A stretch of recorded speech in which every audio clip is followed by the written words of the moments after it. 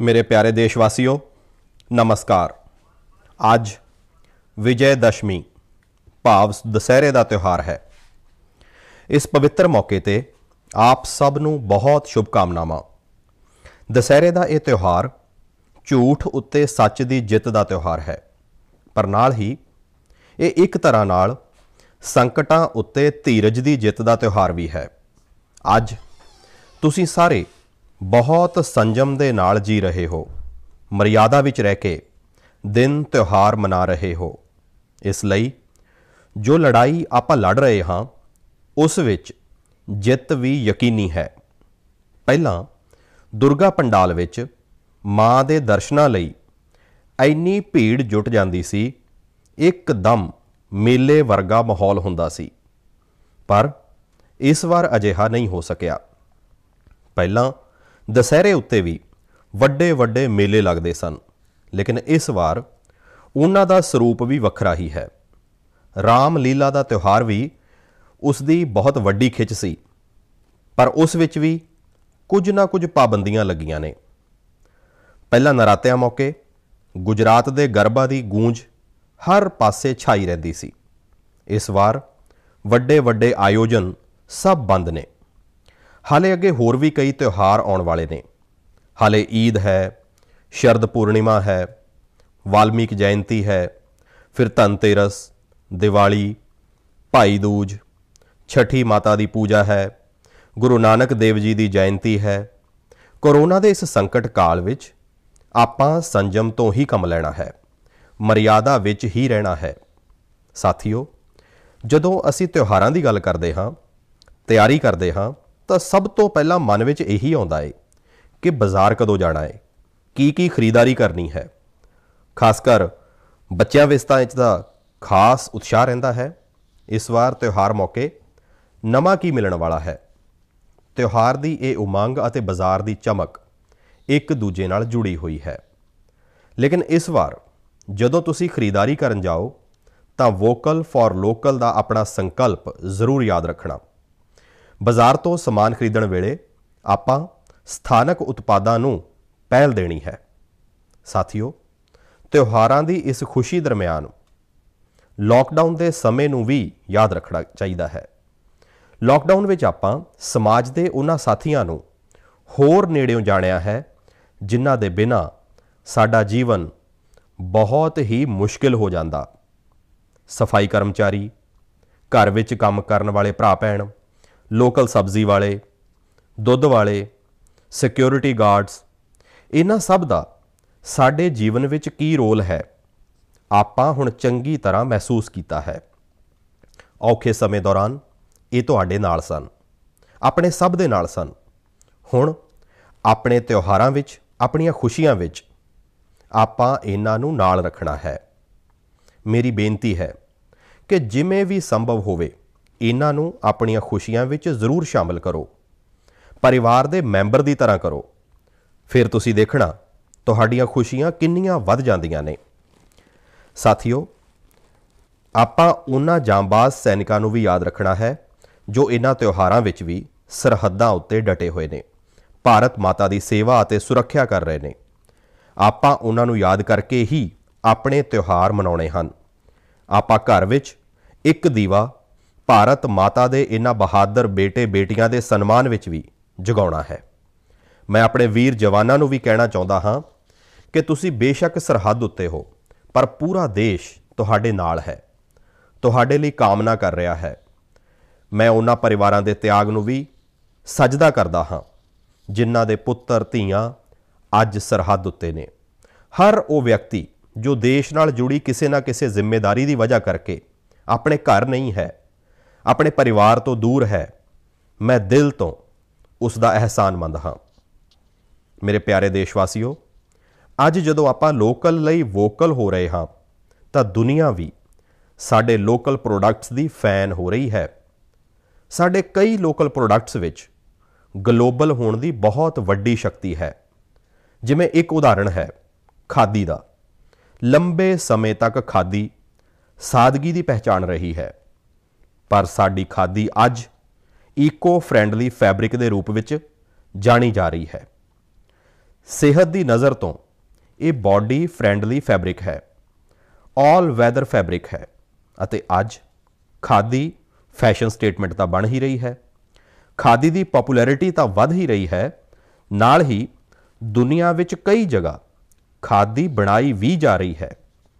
Mexico विच एक जगह है ओहाका। इस इलाके विच कई पिंड अजिहे ने जिथे स्थानक पेंडू खादी बुणन का काम करते हैं। अज उथों की खादी ओहाका खादी के नाम नाल प्रसिद्ध हो चुकी है। ओहाका विच खादी किवें पहुंची, ये भी घट इंटरस्टिंग नहीं है। दरअसल मैक्सीको के एक जवान मार्क ब्राउन ने एक बार महात्मा गांधी उत्ते एक फिल्म वेखी। ब्राउन ये फिल्म वेख के बापू तो इन्ना प्रभावित होए कि वो भारत विच बापू दे आश्रम आए अते बापू दे बारे विच होर डूंघाई नाल जाणिया समझिया। तद ब्राउन नूं एहसास होया कि खादी केवल एक कपड़ा ही नहीं है, सगों ये तां एक पूरी जीवन शैली है। इस नाल किस तरह नाल पेंडू माली हालत अते आत्म निर्भरता का दर्शन जुड़िया है, ब्राउन इस तो बहुत प्रभावित होए। इत्थों ही ब्राउन ने ठाणिया कि वो मैक्सीको जाके खादी का काम शुरू करनगे। उन्होंने मैक्सीको के ओहाका विच पेंडू लोकां नूं खादी का काम सिखाया, उन्होंने सिक्खित किया अते अज ओहाका खादी एक ब्रांड बन गया है। इस प्रोजेक्ट की वैबसाइट उत्ते लिखिया है the symbol of Dharma in motion. इस वैबसाइट विच मार्क ब्राउन का एक बहुत ही दिलचस्प इंटरव्यू भी मिलेगा। वो दसदे ने कि शुरू विच लोग खादी नूं लैके शंकिया विच सन, पर आखिरकार इस विच लोकां दी रुचि वधी अते इस दा बाजार तैयार हो गया। ये कहंदे ने ये राम राज नाल जुड़ियां गल्लां ने, जदों तुसीं लोकां दीयां ज़रूरतां नूं पूरा करदे हो तां फिर लोक भी तुहाडे नाल जुड़न आ जांदे ने। साथियों, दिल्ली दे कनॉट प्लेस दे खादी स्टोर विच इस वार गांधी जयंती मौके एक ही दिन विच 1 करोड़ रुपए तो वध दी खरीदारी हुई। इसे तरह कोरोना के समय विच खादी दे मास्क भी बहुत पॉपुलर हो रहे ने। देश भर विच कई जगह सैल्फ हैल्प ग्रुप्स अते दूजियां संस्थावां खादी दे मास्क बना रहे ने। यूपी विच बाराबंकी विच एक महिला हन सुमन देवी जी। सुमन जी ने सैल्फ हैल्प ग्रुप दीयां अपनियां साथी महिलावां दे नाल मिल के खादी मास्क बनाउणा शुरू कीता। हौली हौली उन्हां दे नाल होर महिलावां भी जुड़दियां गईयां। हुण वो सब मिल के हज़ारां खादी मास्क बना रहीआं ने। साडे लोकल प्रोडक्ट्स की खूबी है कि उन्हां दे नाल अक्सर एक पूरा दर्शन जुड़िया हुंदा है। मेरे प्यारे देशवासियों, जदों सानू अपनियां चीज़ां उत्ते माण हुंदा है तां दुनिया विच भी उन्हां दे प्रति उत्सुकता वधदी है। जिवें साडे अध्यात्म ने, योग ने, आयुर्वेद ने पूरी दुनिया का ध्यान खिंचिया है, साडे कई खेड भी दुनिया का ध्यान खिंच रहे ने। अजकल साडा मलखंभ भी अनेक देशों में मशहूर हो रहा है। अमरीका विच चिन्मय पाटणकर अते प्रज्ञा पाटणकर ने जदों अपने घर तो ही मलखंभ सिखाउणा शुरू किया सी तां उन्हां नूं भी अंदाज़ा नहीं सी कि इसनूं इन्नी सफलता मिलेगी। अमरीका विच अज कई थावां ते मलखंभ ट्रेनिंग सेंटर्स चल रहे हैं। वड्डी गिणती विच अमरीका के जवान इस नाल जुड़ रहे हैं, मलखंभ सिख रहे हैं। अज जर्मनी होवे, पोलैंड होवे, मलेशिया होवे, अजिहे कई भी होर देश ने मलखंभ पॉपुलर हो रहा है। हुण तां इस दी वर्ल्ड चैंपीयनशिप भी शुरू की गई है, जिस विच कई देशों के मुकाबलेबाज हिस्सा लेंदे ने। भारत विच तां प्राचीन काल तो कई अजिहे खेड रहे ने जो साडे अंदर एक गैर मामूली विकास करते हैं, साडे माइंड बॉडी बैलेंस नूं एक नवे मुकाम उत्ते लै जांदे ने। लेकिन संभव है नवी पीढ़ी के साडे नौजवान साथी मलखंभ नाल उन्ना जाणू ना होण।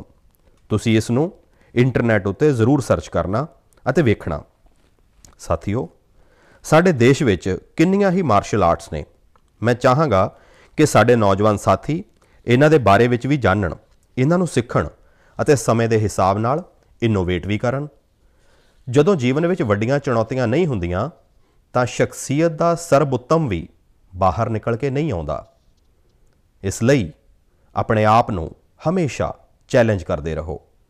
ਮੇਰੇ ਪਿਆਰੇ ਦੇਸ਼ਵਾਸੀਓ, ਕਿਹਾ ਜਾਂਦਾ ਹੈ ਲਰਨਿੰਗ ਇਜ਼ ਗਰੋਇੰਗ। ਅੱਜ ਮਨ ਕੀ ਬਾਤ ਵਿੱਚ ਮੈਂ ਤੁਹਾਡੀ ਜਾਣ ਪਹਿਚਾਣ ਇੱਕ ਅਜਿਹੇ ਵਿਅਕਤੀ ਨਾਲ ਕਰਾਵਾਂਗਾ ਜਿਸ ਵਿੱਚ ਇੱਕ ਅਨੋਖਾ ਜਨੂਨ ਹੈ। ਇਹ ਜਨੂਨ ਹੈ ਦੂਸਰਿਆਂ ਦੇ ਨਾਲ ਰੀਡਿੰਗ ਅਤੇ ਲਰਨਿੰਗ ਦੀਆਂ ਖੁਸ਼ੀਆਂ ਨੂੰ ਵੰਡਣ ਦਾ। ਇਹ ਹਨ ਪੋਨ ਮਰੀਅੱਪਨ। ਪੋਨ ਮਰੀਅੱਪਨ ਤਾਮਿਲਨਾਡੂ ਦੇ ਤੂਤੂਕੁੜੀ ਵਿੱਚ ਰਹਿੰਦੇ ਨੇ। ਤੂਤੂਕੁੜੀ ਨੂੰ ਪਰਲ ਸਿਟੀ ਯਾਨੀ ਮੋਤੀਆਂ ਦੇ ਸ਼ਹਿਰ ਦੇ ਰੂਪ ਵਿੱਚ ਵੀ ਜਾਣਿਆ ਜਾਂਦਾ ਹੈ। ਇਹ ਕਦੇ ਪਾਂਡਿਆਨ ਸਾਮਰਾਜ ਦਾ ਇੱਕ ਮਹੱਤਵਪੂਰਨ ਕੇਂਦਰ ਸੀ। ਇੱਥੇ ਰਹਿਣ ਵਾਲੇ ਮੇਰੇ ਦੋਸਤ ਪੋਨ ਮਰੀਅੱਪਨ ਹੇਅਰ ਕਟਿੰਗ ਦੇ ਪੇਸ਼ੇ ਨਾਲ ਜੁੜੇ ਨੇ ਅਤੇ ਇੱਕ ਸੈਲੂਨ ਚਲਾਉਂਦੇ ਨੇ। ਬਹੁਤ ਛੋਟਾ ਜਿਹਾ ਸੈਲੂਨ ਹੈ। ਉਹਨਾਂ ਨੇ ਇੱਕ ਅਨੋਖਾ ਅਤੇ ਪ੍ਰੇਰਣਾਦਾਇਕ ਕੰਮ ਕੀਤਾ ਹੈ। ਆਪਣੇ ਸੈਲੂਨ ਦੇ ਇੱਕ ਹਿੱਸੇ ਨੂੰ ਹੀ ਲਾਇਬ੍ਰੇਰੀ ਬਣਾ ਦਿੱਤਾ ਹੈ। ਜੇਕਰ ਵਿਅਕਤੀ ਸੈਲੂਨ ਵਿੱਚ ਆਪਣੀ ਵਾਰੀ ਦਾ ਇੰਤਜ਼ਾਰ ਕਰਨ ਦੇ ਦੌਰਾਨ ਉੱਥੇ ਕੁਝ ਪੜ੍ਹਦਾ ਹੈ ਅਤੇ ਜੋ ਪੜ੍ਹਿਆ ਹੈ ਉਸ ਦੇ ਬਾਰੇ ਵਿੱਚ ਥੋੜ੍ਹਾ ਲਿਖਦਾ ਹੈ ਤਾਂ ਪੋਨ ਮਰੀਅੱਪਨ ਜੀ ਉਸ ਗਾਹਕ ਨੂੰ ਡਿਸਕਾਊਂਟ ਦਿੰਦੇ ਨੇ। ਹੈ ਨਾ ਮਜ਼ੇਦਾਰ? ਆਓ ਤੂਤੂਕੁੜੀ ਚੱਲਦੇ ਹਾਂ, ਪੋਨ ਮਰੀਅੱਪਨ ਜੀ ਨਾਲ ਗੱਲ ਕਰਦੇ ਹਾਂ। ਪੋਨ ਮਾਰੀਅப்பன் जी வணக்கம், நல்லா இருக்கீங்களா? மாண்புமிகு பிரதமர் ஐயாவுக்கு வணக்கம். माननीय प्रधानमंत्री जी नमस्कार। வணக்கம் வணக்கம்। உங்களுக்கு இந்த லைப்ரரி ஐடியா எப்படி வந்ததா? நான் 8ஆம் வகுப்பு தான் படிச்சிருக்கிறேன். மேற்கொண்டு எங்கள் குடும்ப சூழ்நிலை காரணமாக படிக்க முடியல. எனக்கு படித்தவங்களை பார்க்கும்போது எனக்குள்ள ஒரு வருத்தம் இருக்கும். நாமளும் ஒரு நூலகத்தை உருவாக்கி வாழ்க்கையை படிக்கணுங்கிறக்காண்டி இந்த ஒரு முயற்சி எடுத்து நான் பண்ணுறேன். मैं 8वीं कक्षा तक पढ़ा हूँ। उसके आगे मेरी पारिवारिक परिस्थितियों के कारण मैं अपनी पढ़ाई को आगे बढ़ा न सका। जब मैं पढ़े लिखे आदमियों को देखता हूँ तब मेरे मन में एक कमी महसूस हो रही थी। इसलिए मेरे मन में ये आया कि हम क्यों न एक पुस्तकालय स्थापित करें और उससे बहुत से लोगों को ये लाभ होगा। यही मेरे लिए एक प्रेरणा बनी। உங்களுக்கு எந்த புத்தகம் பிடிக்கும்? எனக்கு திருக்குறள் ரொம்ப பிடிக்கும். मुझे तिरुकुरल बहुत प्रिय है। ஓ உங்ககிட்ட பேசியதில் எனக்கு ரொம்ப மகிழ்ச்சி. நல்வாழ்த்துக்கள். எனக்கும் மாண்புமிகு பிரதமர் ஐயாட்ட பேசுறது ரொம்ப ரொம்ப மகிழ்ச்சியாக இருக்கிறது. मैं भी माननीय प्रधानमंत्री जी से बात करते हुए अति प्रसन्नता महसूस कर रहा हूँ। अगेन नलवाड़तुकल। நன்றிங்க ஐயா. धन्यवाद प्रधानमंत्री जी। Thank you. ਆਪਾਂ ਹੁਣੇ ਪੋਨ ਮਰੀਅੱਪਨ ਜੀ ਨਾਲ ਗੱਲ ਕੀਤੀ।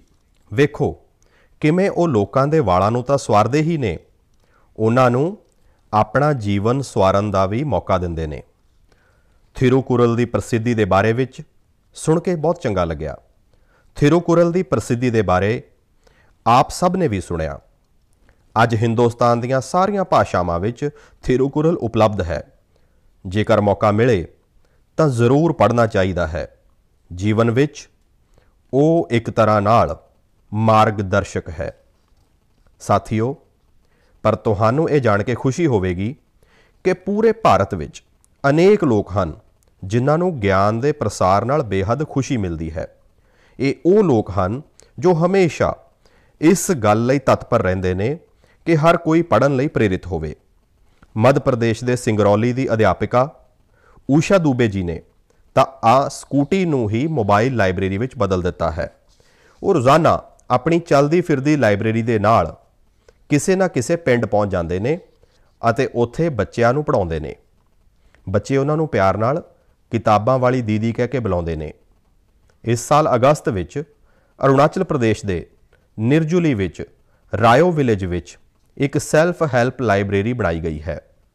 ਦਰਅਸਲ ਇੱਥੋਂ ਦੀ ਮੀਨਾ ਗੁਰੁੰਗ ਅਤੇ ਦਿਵਾਂਗ ਹੋਸਾਈ ਨੂੰ ਜਦੋਂ ਪਤਾ ਲੱਗਿਆ ਕਿ ਕਸਬੇ ਵਿੱਚ ਕੋਈ ਲਾਇਬ੍ਰੇਰੀ ਨਹੀਂ ਹੈ ਤਾਂ ਉਹਨਾਂ ਨੇ ਇਸ ਦੀ ਫੰਡਿੰਗ ਲਈ ਹੱਥ ਵਧਾਇਆ। ਤੁਹਾਨੂੰ ਇਹ ਜਾਣ ਕੇ ਹੈਰਾਨੀ ਹੋਵੇਗੀ ਕਿ ਇਸ ਲਾਇਬ੍ਰੇਰੀ ਲਈ ਕੋਈ ਮੈਂਬਰਸ਼ਿਪ ਹੀ ਨਹੀਂ ਹੈ।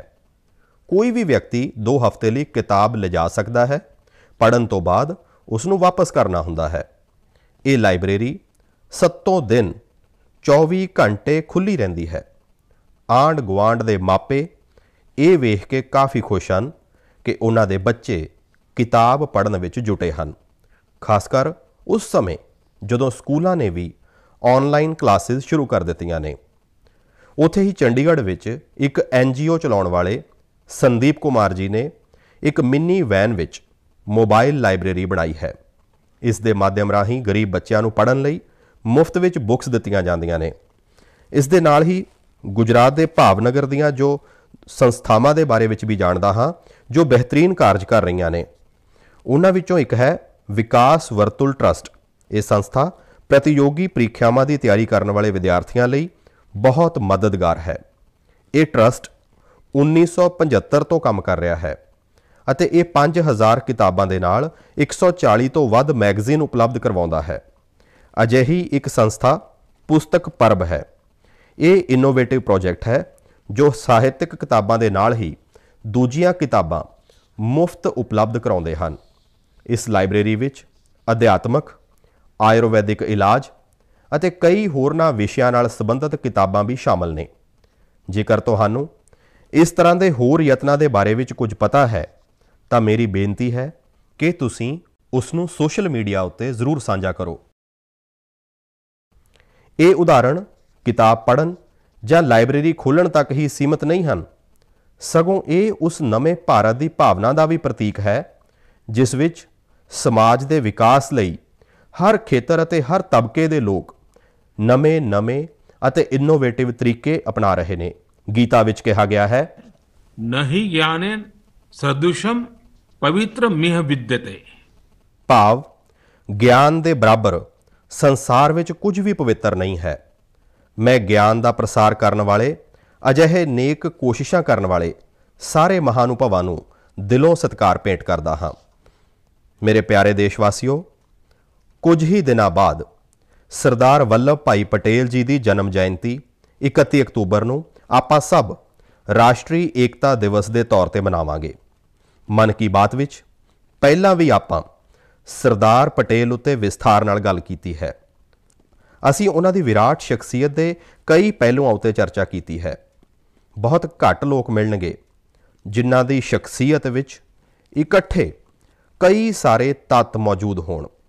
ਵਿਚਾਰਾਂ ਦੀ ਡੂੰਘਾਈ, ਨੈਤਿਕ ਸਾਹਸ, ਰਾਜਨੀਤਿਕ ਵਿਲੱਖਣਤਾ, ਖੇਤੀਬਾੜੀ ਖੇਤਰ ਦਾ ਡੂੰਘਾ ਗਿਆਨ ਅਤੇ ਰਾਸ਼ਟਰੀ ਏਕਤਾ ਦੇ ਪ੍ਰਤੀ ਸਮਰਪਣ ਭਾਵ। ਕੀ ਤੁਸੀਂ ਸਰਦਾਰ ਪਟੇਲ ਦੇ ਬਾਰੇ ਵਿੱਚ ਇੱਕ ਗੱਲ ਜਾਣਦੇ ਹੋ ਜੋ ਉਹਨਾਂ ਦੇ ਸੈਂਸ ਆਫ ਹਿਊਮਰ ਨੂੰ ਦਰਸਾਉਂਦੀ ਹੈ? ਜ਼ਰਾ ਉਸ ਲੌਹ ਪੁਰਸ਼ ਦੀ ਤਸਵੀਰ ਦੀ ਕਲਪਨਾ ਕਰੋ ਜੋ ਰਾਜੇ ਰਜਵਾੜਿਆਂ ਨਾਲ ਗੱਲ ਕਰ ਰਹੇ ਸਨ, ਪੂਜਨੀਕ ਬਾਪੂ ਦੇ ਜਨ ਅੰਦੋਲਨ ਦਾ ਪ੍ਰਬੰਧਨ ਕਰ ਰਹੇ ਸਨ, ਨਾਲ ਹੀ ਅੰਗਰੇਜ਼ਾਂ ਨਾਲ ਲੜਾਈ ਵੀ ਲੜ ਰਹੇ ਸਨ ਅਤੇ ਇਸ ਸਭ ਦੇ ਦਰਮਿਆਨ ਵੀ ਉਹਨਾਂ ਦਾ ਸੈਂਸ ਆਫ ਹਿਊਮਰ ਪੂਰੇ ਰੰਗ ਵਿੱਚ ਹੁੰਦਾ ਸੀ। ਬਾਪੂ ਨੇ ਸਰਦਾਰ ਪਟੇਲ ਦੇ ਬਾਰੇ ਵਿੱਚ ਕਿਹਾ ਸੀ, ਉਹਨਾਂ ਦੀਆਂ ਹਾਸੇ ਭਰਪੂਰ ਗੱਲਾਂ ਮੈਨੂੰ ਇੰਨਾ ਹਸਾਉਂਦੀਆਂ ਸਨ ਕਿ ਹੱਸਦੇ ਹੱਸਦੇ ਢਿੱਡ ਵਿੱਚ ਵੱਟ ਪੈ ਜਾਂਦੇ ਸਨ। ਅਜਿਹਾ ਦਿਨ ਵਿੱਚ ਇੱਕ ਵਾਰ ਨਹੀਂ, ਕਈ ਵਾਰ ਹੁੰਦਾ ਸੀ। ਇਸ ਵਿੱਚ ਸਾਡੇ ਲਈ ਵੀ ਇੱਕ ਸਿੱਖਿਆ ਹੈ। ਪਰਿਸਥਿਤੀਆਂ ਕਿੰਨੀਆਂ ਵੀ ਔਖੀਆਂ ਕਿਉਂ ਨਾ ਹੋਣ, ਆਪਣੇ ਸੈਂਸ ਆਫ ਹਿਊਮਰ ਨੂੰ ਜ਼ਿੰਦਾ ਰੱਖੋ। ਇਹ ਸਾਨੂੰ ਸਹਿਜਤਾ ਰੱਖੇਗਾ ਹੀ ਅਸੀਂ ਆਪਣੀ ਸਮੱਸਿਆ ਦਾ ਹੱਲ ਵੀ ਕੱਢ ਸਕਾਂਗੇ। ਸਰਦਾਰ ਸਾਹਿਬ ਨੇ ਇਹੀ ਤਾਂ ਕੀਤਾ ਸੀ। ਮੇਰੇ ਪਿਆਰੇ ਦੇਸ਼ਵਾਸੀਓ, ਸਰਦਾਰ ਪਟੇਲ ਨੇ ਆਪਣਾ ਪੂਰਾ ਜੀਵਨ ਦੇਸ਼ ਦੀ ਇਕਜੁੱਟਤਾ ਲਈ ਸਮਰਪਿਤ ਕਰ ਦਿੱਤਾ। ਉਹਨਾਂ ਨੇ ਭਾਰਤੀ ਜਨਮਾਨਸ ਨੂੰ ਆਜ਼ਾਦੀ ਅੰਦੋਲਨ ਨਾਲ ਜੋੜਿਆ। ਉਹਨਾਂ ਨੇ ਆਜ਼ਾਦੀ ਦੇ ਨਾਲ ਕਿਸਾਨਾਂ ਦੇ ਮੁੱਦਿਆਂ ਨੂੰ ਜੋੜਨ ਦਾ ਕੰਮ ਕੀਤਾ। ਉਹਨਾਂ ਨੇ ਰਾਜੇ ਰਜਵਾੜਿਆਂ ਨੂੰ ਆਪਣੇ ਰਾਸ਼ਟਰ ਦੇ ਨਾਲ ਇੱਕ ਕਰਨ ਦਾ ਕੰਮ ਕੀਤਾ। ਉਹ ਅਨੇਕਤਾ ਵਿੱਚ ਏਕਤਾ ਦੇ ਮੰਤਰ ਨੂੰ ਹਰ ਭਾਰਤੀ ਦੇ ਮਨ ਵਿੱਚ ਜਗਾ ਰਹੇ ਸਨ।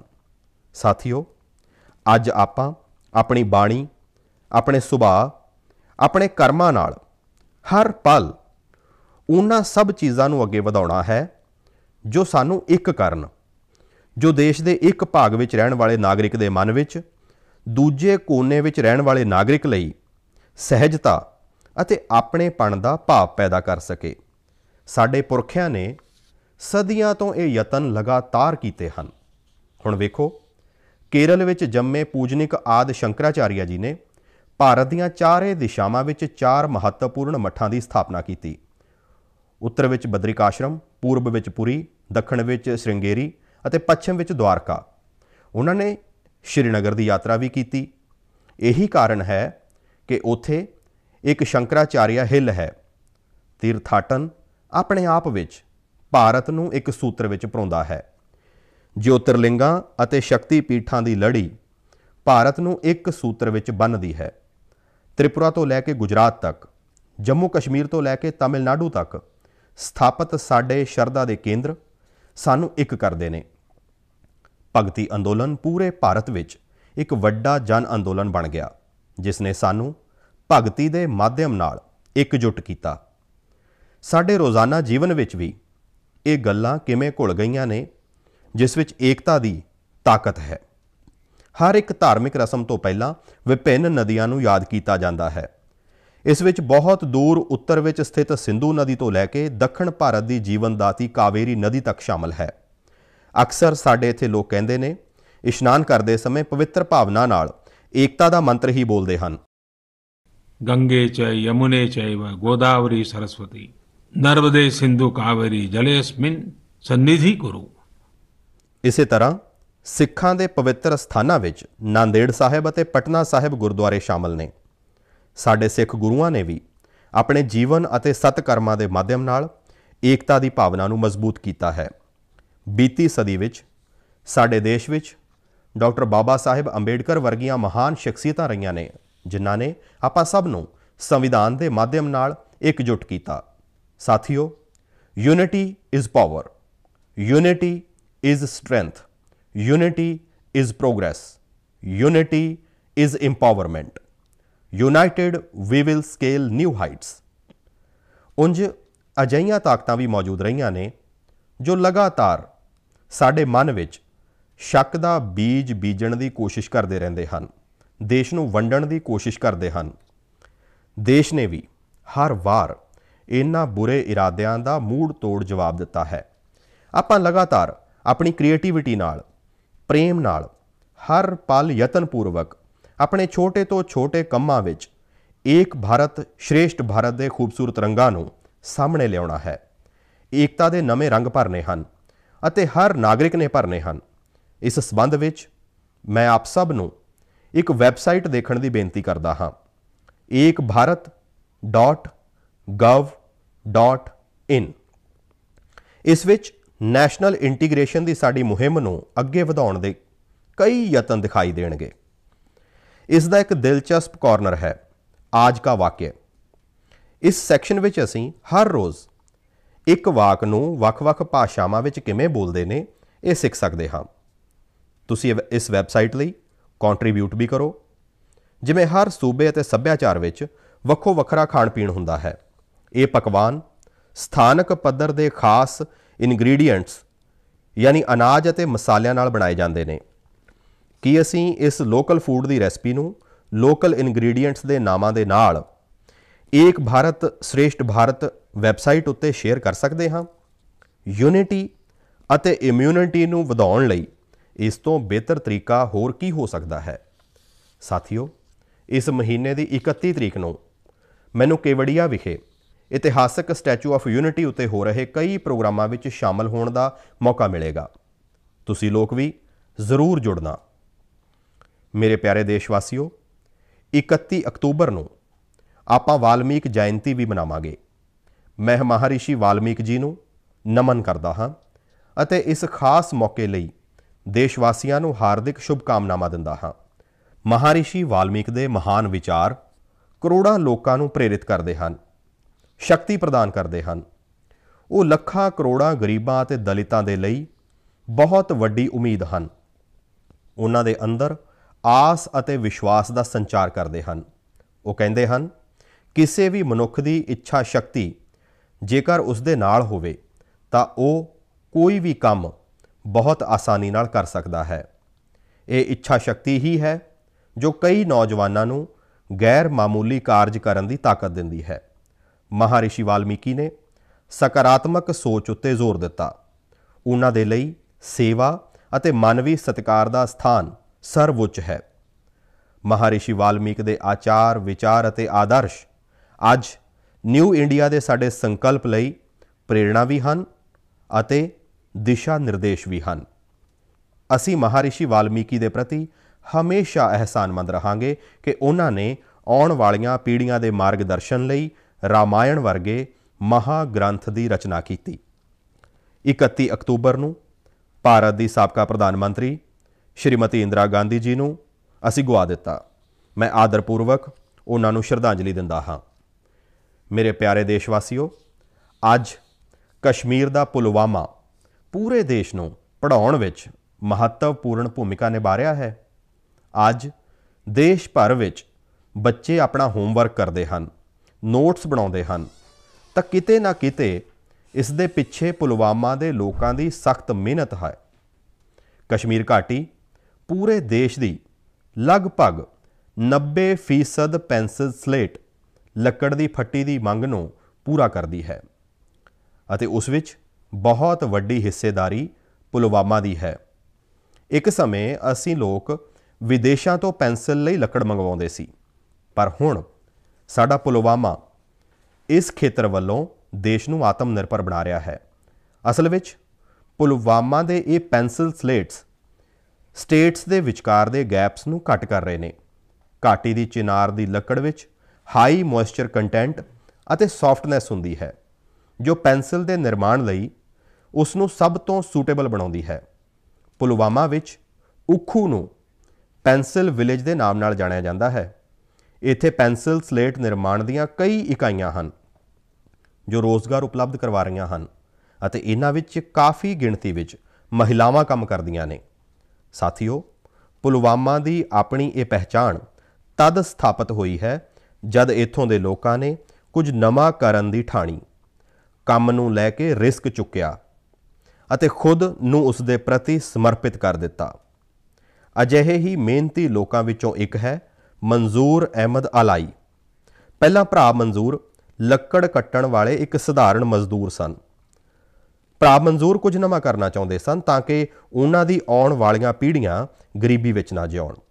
ਉਹਨਾਂ ਨੇ ਆਪਣੀ ਪੁਸ਼ਤੈਨੀ ਜ਼ਮੀਨ ਵੇਚ ਦਿੱਤੀ ਅਤੇ ਐਪਲ ਵੁਡਨ ਬਾਕਸ ਯਾਨੀ ਸੇਬ ਰੱਖਣ ਵਾਲੇ ਲੱਕੜ ਦੇ ਡੱਬੇ ਬਣਾਉਣ ਦੀ ਯੂਨਿਟ ਸ਼ੁਰੂ ਕੀਤੀ। ਉਹ ਆਪਣੇ ਛੋਟੇ ਜਿਹੇ ਬਿਜ਼ਨਸ ਵਿੱਚ ਜੁਟੇ ਹੋਏ ਸੀ। ਉਦੋਂ ਮਨਜ਼ੂਰ ਭਰਾ ਨੂੰ ਕਿਸੇ ਤੋਂ ਪਤਾ ਲੱਗਿਆ ਕਿ ਪੈਨਸਿਲ ਨਿਰਮਾਣ ਵਿੱਚ ਪੌਪੂਲਰ ਵੁੱਡ ਯਾਨੀ ਚਿਨਾਰ ਦੀ ਲੱਕੜ ਦੀ ਵਰਤੋਂ ਸ਼ੁਰੂ ਕੀਤੀ ਗਈ ਹੈ। ਇਹ ਜਾਣਕਾਰੀ ਮਿਲਣ ਦੇ ਬਾਅਦ ਮਨਜ਼ੂਰ ਭਰਾ ਨੇ ਆਪਣੀ ਉੱਦਮਤਾ ਦਿਖਾਉਂਦੇ ਹੋਏ ਕੁਝ ਫੇਮਸ ਪੈਨਸਿਲ ਮੈਨੂਫੈਕਚਰਿੰਗ ਯੂਨਿਟਸ ਨੂੰ ਪੌਪੂਲਰ ਵੁੱਡ ਬਾਕਸ ਦੀ ਸਪਲਾਈ ਸ਼ੁਰੂ ਕੀਤੀ। ਮਨਜ਼ੂਰ ਜੀ ਨੂੰ ਇਹ ਬਹੁਤ ਫਾਇਦੇਮੰਦ ਲੱਗਿਆ ਅਤੇ ਉਹਨਾਂ ਦੀ ਆਮਦਨੀ ਵੀ ਚੰਗੀ ਖਾਸੀ ਵਧਣ ਲੱਗੀ। ਸਮੇਂ ਦੇ ਨਾਲ ਉਹਨਾਂ ਨੇ ਪੈਨਸਿਲ ਸਲੇਟ ਮੈਨੂਫੈਕਚਰਿੰਗ ਮਸ਼ੀਨਰੀ ਲੈ ਲਈ ਅਤੇ ਉਸ ਦੇ ਬਾਅਦ ਉਹਨਾਂ ਨੇ ਦੇਸ਼ ਦੀਆਂ ਵੱਡੀਆਂ ਕੰਪਨੀਆਂ ਨੂੰ ਪੈਨਸਿਲ ਸਲੇਟ ਦੀ ਸਪਲਾਈ ਸ਼ੁਰੂ ਕਰ ਦਿੱਤੀ। ਅੱਜ ਮਨਜ਼ੂਰ ਭਰਾ ਦੇ ਇਸ ਬਿਜ਼ਨਸ ਦਾ ਟਰਨਓਵਰ ਕਰੋੜਾਂ ਵਿੱਚ ਹੈ ਅਤੇ ਉਹ ਲਗਭਗ 200 ਲੋਕਾਂ ਨੂੰ ਰੋਜ਼ੀ ਰੋਟੀ ਵੀ ਦੇ ਰਹੇ ਨੇ। ਅੱਜ ਮਨ ਕੀ ਬਾਤ ਦੇ ਜ਼ਰੀਏ ਸਮੂਹ ਦੇਸ਼ ਵਾਸੀਆਂ ਦੇ ਵੱਲੋਂ ਮੈਂ ਮਨਜ਼ੂਰ ਭਰਾ ਸਮੇਤ ਪੁਲਵਾਮਾ ਦੇ ਮਿਹਨਤਕਸ਼ ਭਰਾ ਭੈਣਾਂ ਨੂੰ ਅਤੇ ਉਹਨਾਂ ਦੇ ਪਰਿਵਾਰ ਵਾਲਿਆਂ ਨੂੰ ਉਹਨਾਂ ਦੀ ਸ਼ਲਾਘਾ ਕਰਦਾ ਹਾਂ। ਆਪ ਸਭ ਦੇਸ਼ ਦੇ ਯੰਗ ਮਾਈਂਡਸ ਨੂੰ ਸਿੱਖਿਅਤ ਕਰਨ ਦੇ ਲਈ ਆਪਣਾ ਵਡਮੁੱਲਾ ਯੋਗਦਾਨ ਦੇ ਰਹੇ ਹੋ। ਮੇਰੇ ਪਿਆਰੇ ਦੇਸ਼ਵਾਸੀਓ, ਲਾਕਡਾਊਨ ਦੇ ਦੌਰਾਨ ਟੈਕਨੋਲੋਜੀ ਬੇਸਡ ਸਰਵਿਸ ਡਿਲੀਵਰੀ ਦੇ ਕਈ ਪ੍ਰਯੋਗ ਸਾਡੇ ਦੇਸ਼ ਵਿੱਚ ਹੋਏ ਨੇ ਅਤੇ ਹੁਣ ਅਜਿਹਾ ਨਹੀਂ ਰਿਹਾ ਕਿ ਬਹੁਤ ਵੱਡੀ ਟੈਕਨੋਲੋਜੀ ਅਤੇ ਲੌਜਿਸਟਿਕਸ ਕੰਪਨੀਜ਼ ਹੀ ਇਹ ਕਰ ਸਕਦੀਆਂ ਨੇ। ਝਾਰਖੰਡ ਵਿੱਚ ਇਹ ਕੰਮ ਮਹਿਲਾਵਾਂ ਦੇ ਸੈਲਫ ਹੈਲਪ ਗਰੁੱਪ ਨੇ ਕਰਕੇ ਵਿਖਾਇਆ ਹੈ। ਇਹਨਾਂ ਮਹਿਲਾਵਾਂ ਨੇ ਕਿਸਾਨਾਂ ਦੇ ਖੇਤਾਂ ਤੋਂ ਸਬਜ਼ੀਆਂ ਅਤੇ ਫਲ ਲਏ ਅਤੇ ਸਿੱਧੇ ਘਰਾਂ ਤੱਕ ਪਹੁੰਚਾਏ। ਇਹਨਾਂ ਮਹਿਲਾਵਾਂ ਨੇ ਆਜੀਵਿਕਾ ਫਾਰਮ ਫਰੈਸ਼ ਨਾਮ ਨਾਲ ਇੱਕ ਐਪ ਬਣਵਾਇਆ ਜਿਸ ਦੇ ਰਾਹੀਂ ਲੋਕ ਆਸਾਨੀ ਨਾਲ ਸਬਜ਼ੀਆਂ ਮੰਗਵਾ ਸਕਦੇ ਸਨ। ਇਹ ਪੂਰੀ ਕੋਸ਼ਿਸ਼ ਨਾਲ ਕਿਸਾਨਾਂ ਨੂੰ ਆਪਣੀਆਂ ਸਬਜ਼ੀਆਂ ਅਤੇ ਫਲਾਂ ਦੇ ਚੰਗੇ ਮੁੱਲ ਮਿਲੇ ਅਤੇ ਲੋਕਾਂ ਨੂੰ ਵੀ ਫਰੈਸ਼ ਸਬਜ਼ੀਆਂ ਮਿਲਦੀਆਂ ਰਹੀਆਂ। ਉੱਥੇ ਆਜੀਵਿਕਾ ਫਾਰਮ ਫਰੈਸ਼ ਐਪ ਦਾ ਆਈਡੀਆ ਬਹੁਤ ਪਪੂਲਰ ਹੋ ਰਿਹਾ ਹੈ। ਲੋਕਡਾਊਨ ਵਿੱਚ ਇਹਨਾਂ ਨੇ 50 ਲੱਖ ਰੁਪਏ ਤੋਂ ਵੀ ਜ਼ਿਆਦਾ ਦੇ ਫਲ ਸਬਜ਼ੀਆਂ ਲੋਕਾਂ ਤੱਕ ਪਹੁੰਚਾਈਆਂ ਨੇ। ਸਾਥੀਓ, ਐਗਰੀਕਲਚਰ ਸੈਕਟਰ ਵਿੱਚ ਨਵੀਆਂ ਸੰਭਾਵਨਾਵਾਂ ਬਣਦੀਆਂ ਵੇਖ ਸਾਡੇ ਜਵਾਨ ਵੀ ਕਾਫੀ ਗਿਣਤੀ ਵਿੱਚ ਇਸ ਨਾਲ ਜੁੜਨ ਲੱਗੇ ਨੇ। ਮੱਧ ਪ੍ਰਦੇਸ਼ ਦੇ ਬੜਵਾਨੀ ਵਿੱਚ ਅਤੁਲ ਪਾਟੀਦਾਰ ਆਪਣੇ ਖੇਤਰ ਦੇ 4000 ਕਿਸਾਨਾਂ ਨੂੰ ਡਿਜੀਟਲ ਰੂਪ ਨਾਲ ਜੋੜ ਚੁੱਕੇ ਹਨ। ਇਹ ਕਿਸਾਨ ਅਤੁਲ ਪਾਟੀਦਾਰ ਦੇ ਪਲੇਟਫਾਰਮ ਫਾਰਮ ਕਾਰਡ ਦੇ ਜ਼ਰੀਏ ਖੇਤੀ ਦੇ ਸਮਾਨ ਜਿਵੇਂ ਖਾਦ, ਬੀਜ, ਪੈਸਟੀਸਾਈਡ, ਫੰਗੀਸਾਈਡ ਆਦਿ ਦੀ ਹੋਮ ਡਿਲੀਵਰੀ ਲੈ ਰਹੇ ਨੇ। ਯਾਨੀ ਕਿਸਾਨਾਂ ਨੂੰ ਘਰ ਤੱਕ ਉਹਨਾਂ ਦੀ ਲੋੜ ਦੀਆਂ ਚੀਜ਼ਾਂ ਮਿਲ ਰਹੀਆਂ ਨੇ। ਇਸ ਡਿਜੀਟਲ ਪਲੇਟਫਾਰਮ ਉੱਤੇ ਆਧੁਨਿਕ ਖੇਤੀਬਾੜੀ ਉਪਕਰਨ ਵੀ ਕਿਰਾਏ ਤੇ ਮਿਲ ਜਾਂਦੇ ਨੇ। ਲੋਕਡਾਊਨ ਦੇ ਸਮੇਂ ਵੀ ਇਸ ਡਿਜੀਟਲ ਪਲੇਟਫਾਰਮ ਦੇ ਜ਼ਰੀਏ ਕਿਸਾਨਾਂ ਨੂੰ ਹਜ਼ਾਰਾਂ ਪੈਕੇਟ ਡਿਲੀਵਰੀ ਕੀਤੇ ਗਏ, ਜਿਸ ਵਿੱਚ ਕਪਾਹ ਅਤੇ ਸਬਜ਼ੀਆਂ ਦੇ ਬੀਜ ਵੀ ਸਨ। ਅਤੁਲ ਜੀ ਅਤੇ ਉਹਨਾਂ ਦੀ ਟੀਮ ਕਿਸਾਨਾਂ ਨੂੰ ਤਕਨੀਕੀ ਰੂਪ ਤੋਂ ਜਾਗਰੂਕ ਕਰ ਰਹੀ ਹੈ, ਆਨਲਾਈਨ ਪੇਮੈਂਟ ਅਤੇ ਖਰੀਦਾਰੀ ਸਿਖਾ ਰਹੀ ਹੈ। ਸਾਥੀਓ, ਇੰਨੀ ਦਿਨੀ ਮਹਾਰਾਸ਼ਟਰ ਦੀ ਇੱਕ ਘਟਨਾ ਉੱਤੇ ਮੇਰਾ ਧਿਆਨ ਗਿਆ। ਉੱਥੇ ਇੱਕ ਫਾਰਮਰ ਪ੍ਰੋਡਿਊਸਰ ਕੰਪਨੀ ਨੇ ਮੱਕੀ ਦੀ ਖੇਤੀ ਕਰਨ ਵਾਲੇ ਕਿਸਾਨਾਂ ਤੋਂ ਮੱਕੀ ਖਰੀਦੀ। ਕੰਪਨੀ ਨੇ ਕਿਸਾਨਾਂ ਨੂੰ ਇਸ ਵਾਰ ਮੁੱਲ ਤੋਂ ਇਲਾਵਾ ਬੋਨਸ ਵੀ ਦਿੱਤਾ।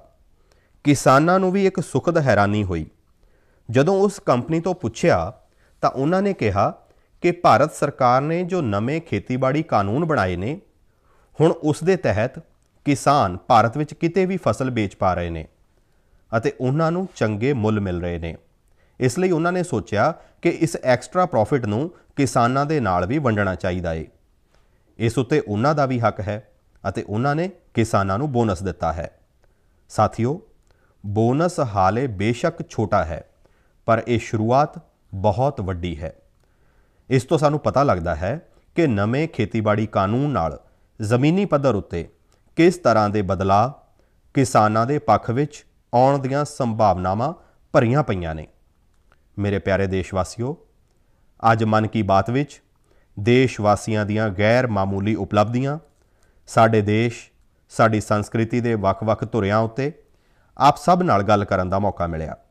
ਸਾਡਾ ਦੇਸ਼ ਪ੍ਰਤਿਭਾਸ਼ੀਲ ਲੋਕਾਂ ਨਾਲ ਭਰਪੂਰ ਹੈ। ਜੇਕਰ ਤੁਸੀਂ ਵੀ ਅਜਿਹੇ ਲੋਕਾਂ ਨੂੰ ਜਾਣਦੇ ਹੋ ਤਾਂ ਉਹਨਾਂ ਦੇ ਬਾਰੇ ਵਿੱਚ ਗੱਲ ਕਰੋ, ਲਿਖੋ ਅਤੇ ਉਹਨਾਂ ਦੀਆਂ ਸਫਲਤਾਵਾਂ ਨੂੰ ਸ਼ੇਅਰ ਕਰੋ। ਆਉਣ ਵਾਲੇ ਤਿਉਹਾਰਾਂ ਦੀਆਂ ਤੁਹਾਨੂੰ ਅਤੇ ਤੁਹਾਡੇ ਪੂਰੇ ਪਰਿਵਾਰ ਨੂੰ ਬਹੁਤ-ਬਹੁਤ ਵਧਾਈਆਂ। ਪਰ ਇੱਕ ਗੱਲ ਯਾਦ ਰੱਖਣਾ ਅਤੇ ਤਿਉਹਾਰਾਂ ਵਿੱਚ ਜ਼ਰਾ ਖਾਸ ਤੌਰ ਤੇ ਯਾਦ ਰੱਖਣਾ, ਮਾਸਕ ਪਹਿਨਣਾ ਹੈ, ਹੱਥ ਸਾਬਣ ਨਾਲ ਧੋਂਦੇ ਰਹਿਣਾ ਹੈ, 2 ਗਜ਼ ਦੀ ਦੂਰੀ ਬਣਾਈ ਰੱਖਣੀ ਹੈ। ਸਾਥੀਓ, ਅਗਲੇ ਮਹੀਨੇ ਫਿਰ ਤੁਹਾਡੇ ਨਾਲ ਮਨ ਕੀ ਬਾਤ ਹੋਵੇਗੀ। ਬਹੁਤ-ਬਹੁਤ ਧੰਨਵਾਦ।